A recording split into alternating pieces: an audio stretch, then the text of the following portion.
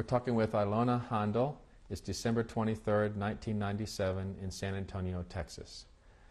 We ended the last tape, and you were speaking about the synagogue and your memories of the synagogue. Do you remember the rabbi's name? I remember the one in the Reform Temple was Hershkovitz. Did you? No, Heveshi. That was Heveshi. What was the name of our rabbi? I only remember that his sermons lasted for hours. And we went there every Friday night before dinner and Saturday morning. And my father got to go every day, just like in your case, when he had to. And he became a very, very active member from then on. And the rabbi used to come to our house for Kiddush after services. What was his name? I remember his beard. Long white beard. And then when I went to high school, at the school there was a synagogue. For us, we had to, Saturday morning, we had to go there. And I had to walk about an hour to get there. And I couldn't take a ride or anything. So it was walking. And one of the teachers conducted the service and the children. It's like a junior congregation. It was part of the school. Beautiful buildings, beautiful people. You just think of it that most of them are not here. And then there was an Orthodox synagogue on Cousins. There were lots of synagogues in the city. You like to do some things. Did you enjoy going to synagogue? Oh, yeah. We sit upstairs and the boys were downstairs. What other types of things did you like to do growing up as a child? Like normal kids. I was swimming and ice skating, and I liked gymnastics, walking. I still have the muscles in my legs from walking a lot. We used to, we had gymnastics in school, and then extracurricular activities. We went back in the afternoon to do some more, play tennis. Ice skating was kind of yucky until I got a boyfriend that would hold me on. And when was this? It's very slippery. Do you remember your first boyfriend? For sure. What was his name? Last name was Steiner, Laszlo. How old were you? 18. First time I put on lipstick, I was 18. And my mother made me do it. You had mentioned that your father, there were times when you can afford it, that you would buy the things for the Shabbos. What did your father do? What was his occupation? He was a jeweler. I have some jewelry that he made for me. Did he have his own company? Yeah, he had. It wasn't a huge place, and everything he made was handmade. And he made the designs. So there are some very unusual things that he made. What was the name of it? And when nobody liked it, the ones that nobody liked to give to me. What was the name of his business? Did he have a name for it? No, he just went under his name. And we had very good times and we had very bad times, like in the early 30s. There was depression here too, and it was the same in Europe. And the first thing anybody could live without is jewelry, food everybody had to buy, but jewelry was kind of very hard to get by. How did they get by? How we got by? Well, my mother was very inventive of cooking up cheap meat and adding rice, stuffed cabbage, stuffed peppers, things like that. And I remember that we lived on the 3rd floor and the shop was on the 1st. I remember my mother standing outside watching if anybody brings in like something to fix, some little things so she can get some money and go out shopping. It was that bad. But we never missed anything. Did your father grow up in Budapest? Yes. Was he ever in the military? In He was in the military, yeah. He was in the military right after World War I. And he did suffer a lot of anti-Semitism. In the Hungarian military? They made them lead the horses, the pack animals. And then as they were walking in the mud, they told them to lie down and then get up and then walk some more, lie down, holding the horse. And when I was born, my grandfather sent a telegram that I was born and mother and daughter are okay. So my father took the telegram and went in to ask for a leave. And they said, "What do you want?" They say they are okay.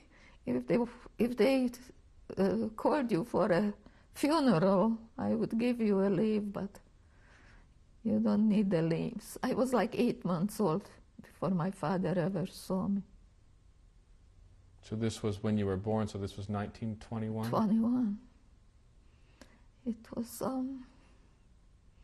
and he was a very young man. He was only 20 years old. So then he came home, then he went back, then he came home, and when World War II started, or we're not there yet, he was part of the anti-aircraft unit.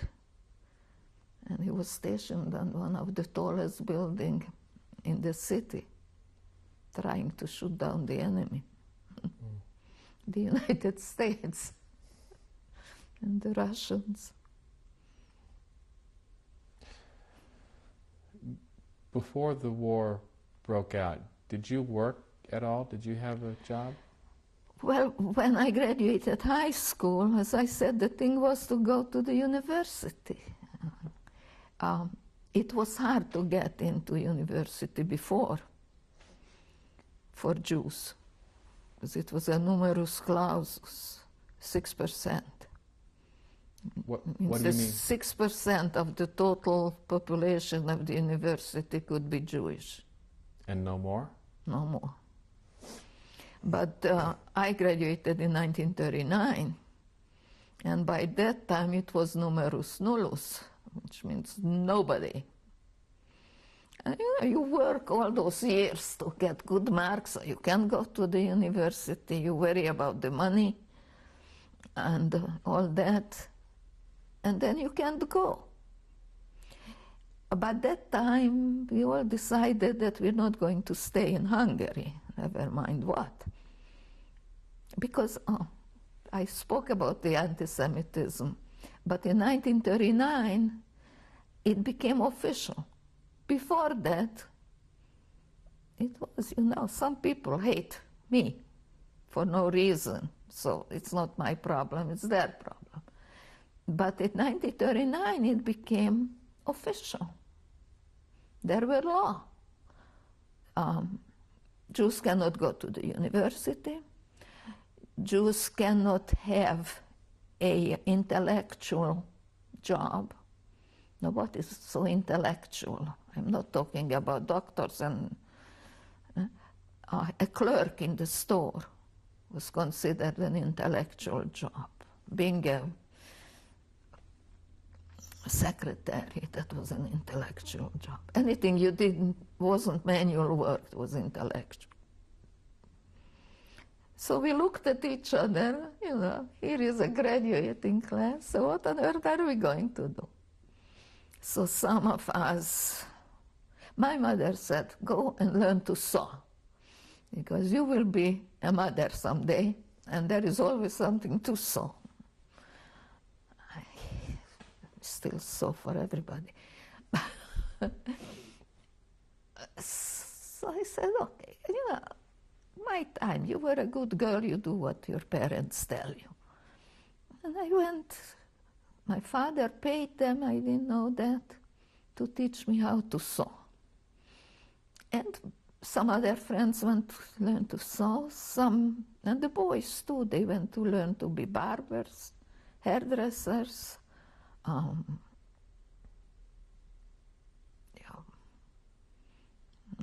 you call it, make you pretty. What you call it, put the makeup on. I was one of the customers of one of my friends who learned to do that, and she put on me so much junk that I came home and my mother said, in the bathroom, wash your face. Cosmetologists or beauticians. Beautician, yeah. And then one of my classmates learned to be an auto mechanic. So each one learned something to do, because we decided when we get out of here, wherever you go, you can do something. If you don't know the language, you do something with your hands. By the way, I also learned Latin for 5 years, and French, and English.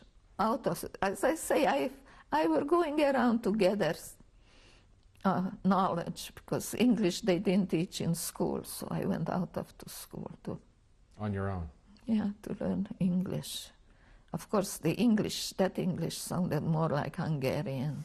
That's why I sound like that too. When did you first notice that there was a change coming about due to a war? Oh, I mean, the biggest thing was when these laws came out.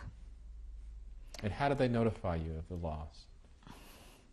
Put on, well, they announce it on the radio, they put on big posters, tell exactly what, And you got fired. That was good enough. Lots of my family got fired. The people, there were lots of Jewish people singing in the opera, playing in the symphony.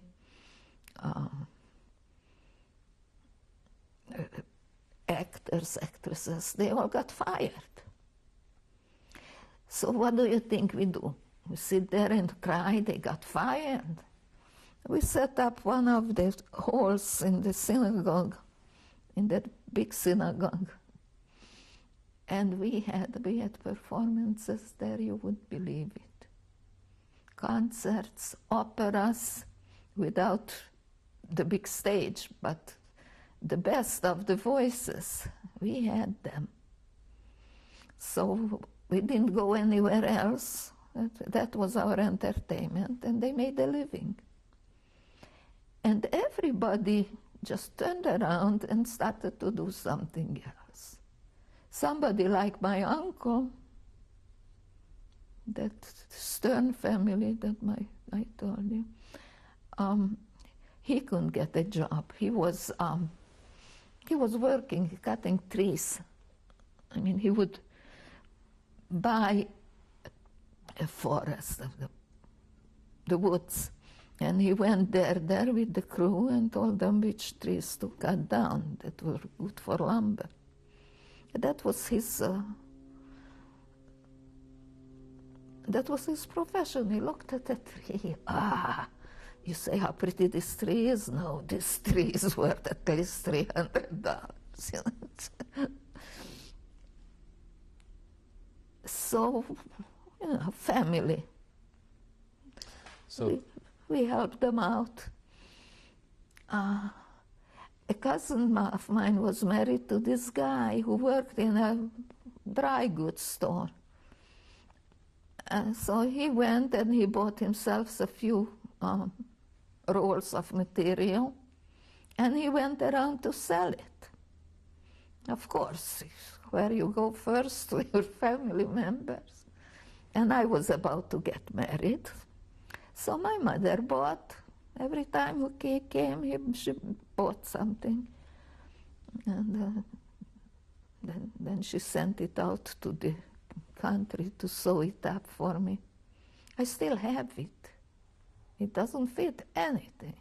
The pillows were different, the bed sizes were different. So I still have the stuff, and I don't know what I'm going to do with it. It's back in Massachusetts. Yeah.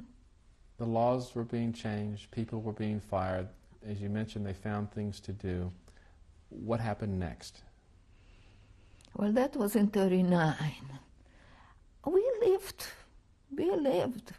went to Saturday nights, we went to the concerts, we went out to dance. I mean, we heard bad things. What kind of bad thing? Like when the Germans occupied Austria. And they were telling that the Jewish ladies with their fur coats on are sweeping the streets. I wasn't, it was really close by, but the word was it couldn't happen to us. Nothing like this will happen in Hungary. And it didn't really, those were bad things. I mean, you lose your income. You are a lawyer, you cannot be a lawyer anymore. We used to have live-in mates. Jewish people cannot have non-Jewish mates.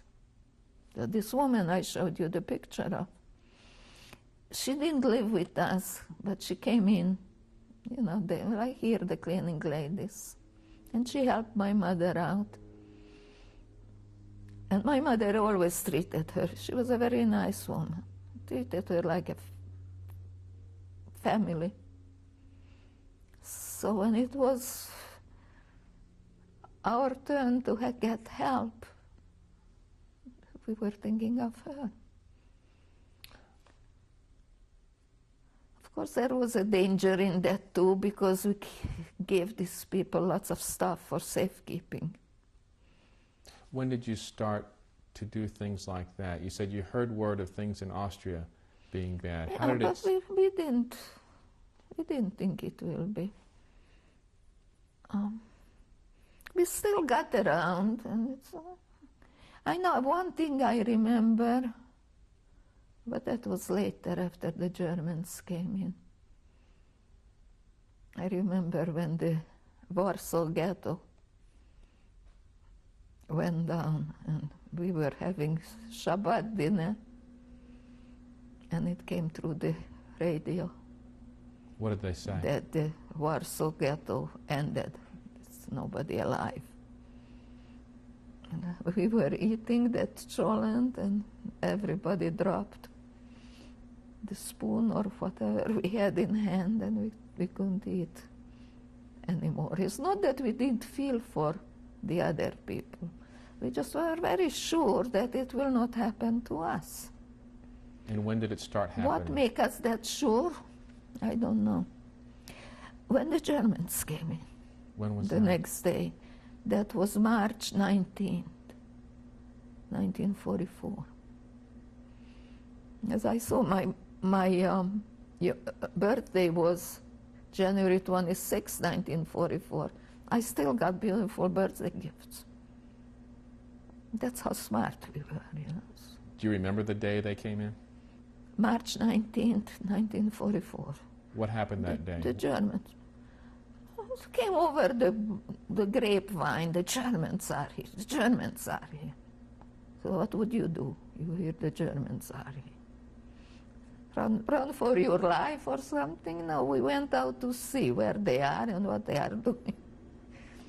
They occupied the best hotels in the city. And we saw they were there. They just came in, and there was no war or resistance or anything. And the first thing they did the next morning, what was the most important thing to do when you occupy a country? All people who are Jewish or who are considered to be Jewish should wear a yellow star, 6 inches in diameter, and exactly explained, sewn on every piece of your clothing, like you have a dress on the dress, the coat, and everything. So if you take your coat off, you still have a star on. And then we started, then it described, we knew we were Jewish, was no problem. To be considered to be Jewish, that was kind of, what on earth is that? So considered to be Jewish are all those people that either one of their parents were Jewish, even if he was born Christian. All those people whose one of the 4 grandparents were Jewish should wear the star. And it was most amazing. Next morning we had in the streets Catholic priests in that black robes and the Jewish star on. I am laughing now. It was not laughing, man. Nuns, all kind of people who never knew they were Jewish. All of a sudden they became Jewish. And I do think they had a problem with that. What I noticed when I went, first time I went out with that star, you know what I did? I had a factory of Jewish stars. I found a yellow dress of mine, and I cut it up and made Jewish stars out of it. But within a day, they were producing them in real factories. And we were wearing it. But I am not ashamed of being Jewish. The problem wasn't being ashamed of it, but everything that came out after, all the rules started with those who are wearing the Jewish star. If they have a car, they should bring it to this and this address. And then the next day, if they have a motorcycle, they should have. We didn't have a car, but we had 2 motorcycles. I had one and my father had one. We used to go on outings together. So he took them in. Then bicycles, radios, whatever they could think of. And then it came the gold. I just read in the paper that they have these bars of gold. And some of them are mine, because my father was standing in line for hours, took it to the National Bank. And he got a receipt for it. But who knows where that receipt is? Was your father allowed to be in business at this time? Well, he had nothing to be in business with. They took away his material. Anything, gold, diamonds, even silver, I think, you had to take in. And even wedding rings, everything. And private people, could hide something. But we had to keep books. So we had it in the books. So he had to take it in. But we still tried to hide some of it. Gave it to my father's friends. And one of them gave it back. The other one said it was the Russians stole it. How did things further change for you? Well, that was then they ordered to have a big Jewish star on top of the building, on the gate. And those people whose building didn't fall into that category had to move out and move in with some other families. 1 room per family. But that time my father was not home. Where was he? Military. Military without arms. Had a shovel. Work detail. They sent them in front of the army to dig the trenches. Because? Because they were Jewish.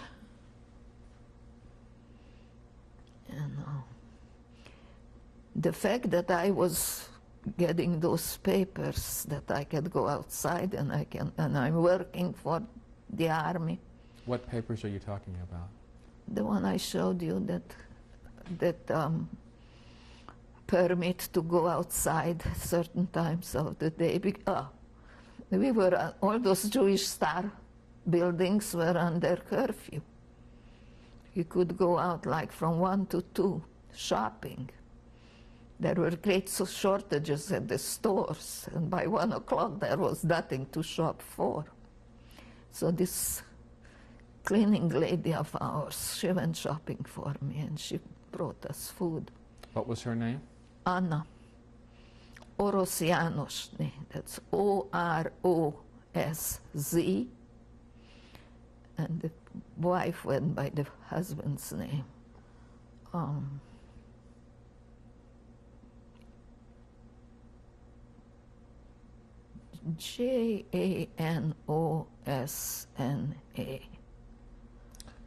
So this cleaning lady of yours would go out in... My mother gave her money and she went and shopped for us. And then I don't know, she couldn't come in. I think she kind of pushed it over the gate. It was this fence that there was not like this fence, but like these rods, and in between was some space. What would have happened if she would have been caught doing that? There was only one punishment. And at one time, I remember that when we were already in her house, we were walking we wanted to bring food to my mother's sister. And we met this group coming toward us. And we saw a body on the ground. I had a big sign that this will happen to everybody who will try to help those stinking Jews. And I said, if this woman doesn't throw everything on the floor and run away. And she continued walking. Let's end here. We'll take a break and continue when